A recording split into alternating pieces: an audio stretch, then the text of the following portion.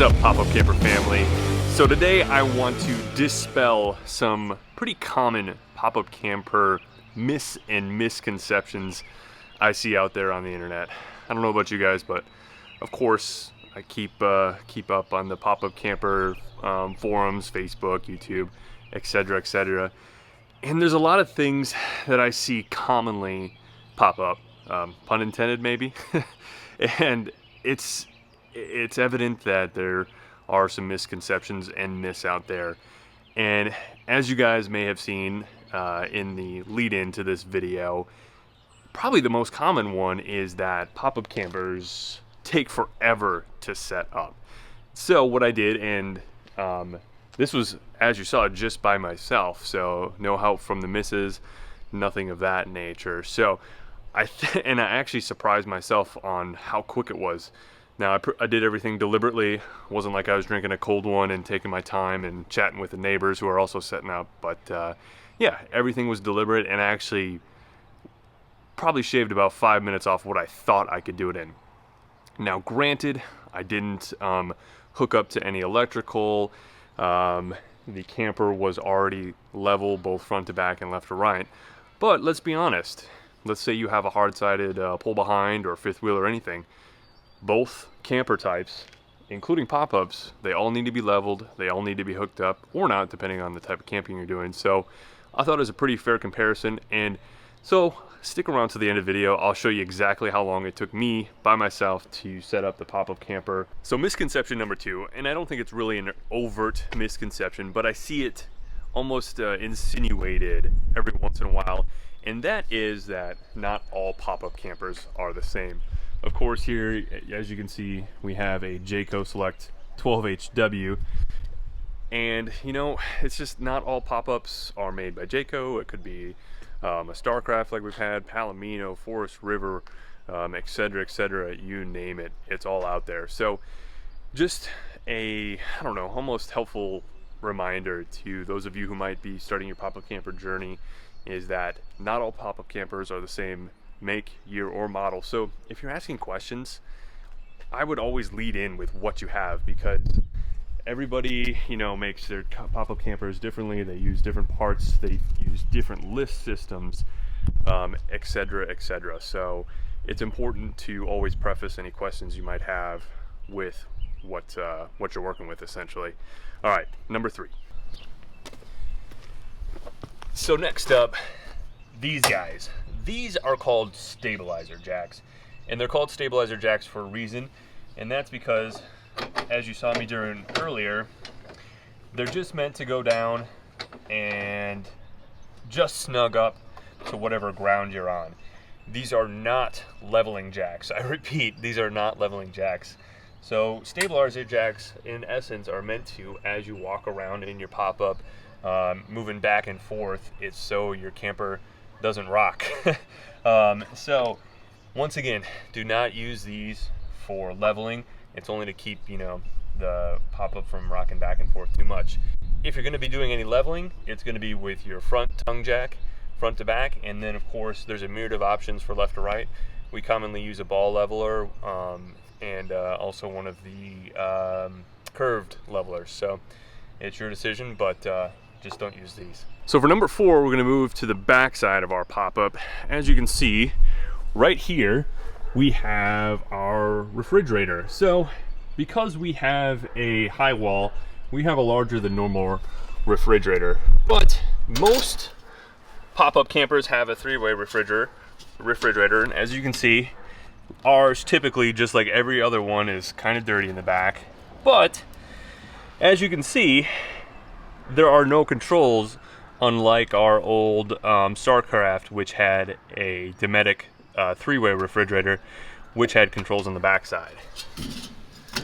So the reason I bring up the refrigerator is because, and I commonly see this, you know, for beginners who just got their pop-up campers, maybe haven't read the manual yet, or maybe haven't watched our pop-up camper refrigerator basics video, but those controls, and as you'll see, I'll insert some footage from our old pop-up camper.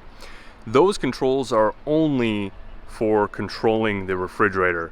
So of course you have your gas if you're boondocking or otherwise not hooked up to any electricity.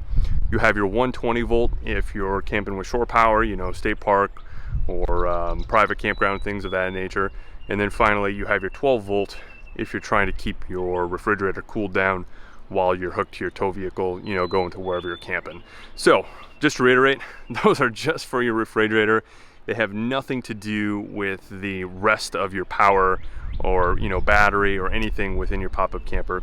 It's solely to control your refrigerator. So for this next misconception, I wanted to show you the full expanse of our pop-up camper. So our pop-up camper is, oh shoot, I would say right around the 3,000 pound or so range dry. And the reason I say that is because, you know, we have a refrigerator, we've added in, you know, new flooring, etc., etc. So even if we took out all the water, the propane, the batteries, etc., we would still be pretty heavy at about 3,000 pounds. So that's our dry weight. Whereas the total weight that our pop-up camper is capable of holding is 3,500 pounds, and that's because of the axles, which are rated to 3,500 pounds. So that means we can carry an additional 500 or thereabouts, right, pounds of stuff, you know, whether that's dog crates or food or all of our camping gear in the front, propane, batteries, etc. We get a limit of about 500 pounds. So that brings me to my next misconception, and that is making sure you know the difference between your dry weight and your gross weight. So dry weight, like I said, that's without any of your gear, essentially as it comes from the factory.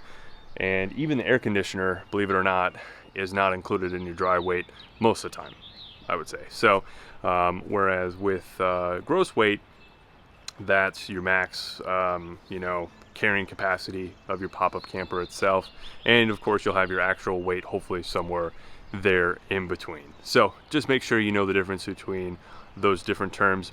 So for the next myth and misconception, I want to bring you inside. So this is not so common, but I do see it crop up every once in a while. And that is, and it's usually posed in like the question of, hey, my outlets aren't working even though I have my battery hooked up. Well, and that's a simple answer. That's because your outlets will not work without you being plugged into shore power. So if you have AC outlets like that or like that, etc., those will not work solely on battery power. And that goes along with things such as the air conditioner, which, I don't know, kind of dark in there, but it's plugged in right there. That's plugged into an outlet.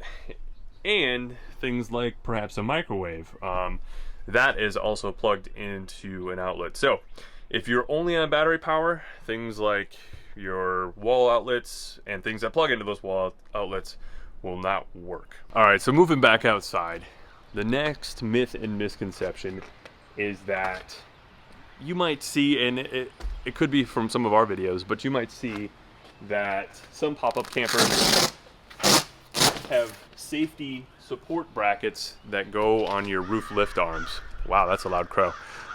So if you see that, but perhaps your pop-up camper doesn't have those safety supports, don't worry. Those safety supports, as far as I know, are exclusive to those pop-up campers using what's called a Goshen lift system.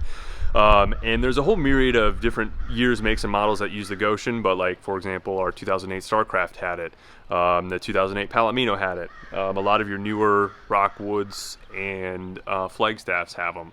But if you have, for example, a Jayco or a Fleetwood or Coleman, you might find that your lift arms do not have any safety bars. And that is because your full-size door, like we have right here, is intended to be that safety support if a cable or spring or pulley or something fails in your roof lift system. All right, so moving right along, and this myth, misconception, whatever you want to call it, is actually a big one. And I think partly it's because of the misnomer that canvas and vinyl and things that comprise of your tenting, if you will, on your pop-up camper are kind of all bundled into one. So historically, and I think commonly, you would have seen that this whole tenting material was made out of a true canvas material. And in more recent years, it's kind of become a hybrid, but that name has colloquially, if that's a term, colloquially stuck with this whole apparatus. So it's important to know the difference between what a canvas is and what a vinyl is, and sometimes it's important to know that when people are referring to both vinyl and canvas, they say canvas. But I just encourage you to figure out what each material is on your particular canvas, right? So here, as you can see, it's kind of a shiny, almost fake leathery. That's going to be a vinyl. Whereas your more cloth-like material, and ours is hidden behind the screen, it's that's actually a true canvas, which, and I've hit on this repeatedly in multiple videos, the canvas is the only thing that might need waterproofing from time to time, especially if you give it a deep clean. Whereas your vinyl here, that should be inherently waterproof and should not need any like waterproofing application or anything of that nature. So here's a big one for you guys. This right here is called a converter. So what a converter does, as you can see, power converter, what a converter does is it takes 120 volts, as you can see the input 120, and maybe you can, I'm sorry, that's really small, but it takes your 120, so essentially your shore power, and then converts it down to 12 volt so that all of your 12 volt systems in your pop-up camper can work without having to draw off the battery. So, you know, your overhead lights, maybe you have a fan, cassette toilet, radio, furnace fan, all of those run on 12 volt power, and obviously that's a good reason, because if you're also boondocking, then you can draw off your battery. So if you want to learn more about the difference between what runs on 120 volt, what runs on 12 volt, we have a whole video on that. But the important thing here, and the myth conception, that's a funny word, that I see commonly is calling the converter, which, like I said before, converts 120 down to 12 volt, an inverter. So this is an inverter, and this does the exact opposite. It takes 12 volt power and inverts it to 120 volts. So, for example, you have your common household plugs there, so you can plug things in. You get really more into inverters and things of that nature when perhaps you are big into boondocking or off-grid camping. Maybe you have a solar panel, which might necessitate installing an inverter, so that way you can, you know, charge laptops or run things that you might not normally be able to power off at just 12 volts. So just keep that in mind. Converters, 120 to 12. Inverters, 12 to 120. All right. So here's another one I commonly hear, and that is cassette toilets, or really any toilet for that matter, that you might have in your pop-up are really smelly. And actually, that's not the case. In our experience, we've found that when we use the appropriate chemicals that you put in the cassette tank, essentially itself, it really doesn't smell at all.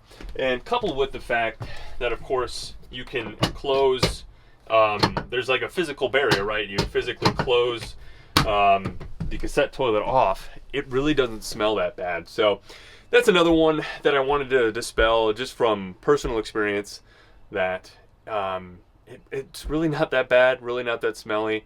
And if you're considering getting a cassette toilet or a pop-up camper with a cassette toilet, or even one of the standalone ones, they're super worth it late at night or early in the morning when you don't want to run all the way to the shower house, if you even have access to one. All right, guys, so there you have it. 10 myths or misconceptions, if you will, about pop-up campers.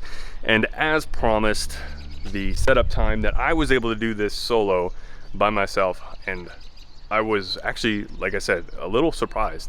I thought I was going to do it in 15 minutes. That was my bet. I'm curious to see what you guys thought I could do it in. If you haven't already, throw your guess or your bet in the comments below. But as promised, I was able to do it in just a tad over 10 minutes and 10 seconds. So I was pleasantly surprised. Shoot, maybe if you have a partner and some help, you could drastically cut down on that time. Now I know everybody else has, you know, stuff to put out, you know, their favorite RV mat, maybe their Blackstone, their favorite camp chairs, etc., etc. So I know total time always takes more, but that's camping. Everybody, no matter if they have a, you know, $1 million RV, they got to set up the same stuff outside if they want it. So that's my biggest myth and misconception, is the time it takes to set up a pop-up camper, especially as you get more experience. So hopefully you guys learned something. As always, hopefully we see you in the next video. If not, hopefully we see you out there camping.